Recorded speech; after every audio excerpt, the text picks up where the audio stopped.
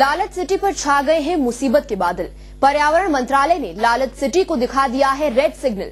यहां अगले आदेश तक नहीं होगा कोई काम। लेकिन अहम सवाल ये है कि क्या होगा लवासा का भविष्य। क्या पर्यावरण नियमों के उल्लंघन पर आदर्श को गिराने का आदेश देने वाला पर्यावरण मंत्रालय लवासा पर भी ऐसी ही कार्रवाई करेगा? लालच सिटी बचेगी या फिर टूट जाएगी?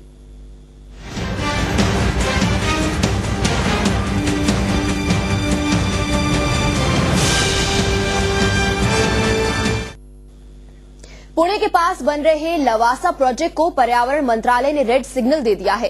मंत्रालय ने लवासा में चल रहे निर्माण को अवैध करार दिया है और अगली सूचना तक सभी कामों पर रोक लगाने को कहा है।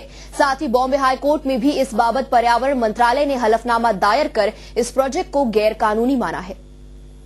लालच सिटी लवासा अब और मुश्किल में आ सकती है। पर्यावरण मंत्रालय ने अपने ताजा आदेश में लवासा प्रोजेक्ट को गैर कानूनी करार दिया है। पर्यावरण मंत्रालय ने लवासा कॉरपोरेशन को दिए नोटिस में यहां चल रहे निर्माण काम पर रोक लगाने और अगले आदेश तक यथास्थिति बनाए रखने को कहा है। लवासा प्रोजेक्ट के निर्माण में न सिर्फ पर्यावरण नियमों बल्कि कई कानूनों को भी ताक पर रखने का आरोप है। उनको एनवायरमेंट क्लियरेंस की प्रक्रिया प्रारंभ करनी पड़ेगी और एक बार यदि वो एनवायरमेंट क्लियरेंस के लिए आगे बढ़े तो जितने भी लैंड से रिलेटेड कानून है, जितने भी पर्यावरण से रिलेटेड कानून है, वो सब पब्लिक हियरिंग के दौरान सामने आएंगे। लवासा को ये नोटिस पर्यावरण मंत्रालय की ओर से लवासा भेजी गई टीम की रिपोर्ट के आधार पर दी गई है। हालांकि प्रोजेक्ट के काफी हद तक पूरे हुए काम और इससे मिलने वाले रोजगार को देखते हुए पर्यावरण मंत्रालय ने इस प्रोजेक्ट को जीवन दान देने की ओर भी इशारा किया है।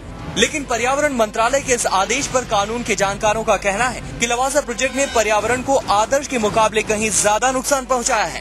ऐसे में अगर पर्यावरण मंत्रालय पर्यावरण नियमों के उल्लंघन पर आदर्श सोसाइटी गिराने का आदेश दे सकता है तो फिर लवासा के मामले में ऐसा क्यों नहीं हो सकता?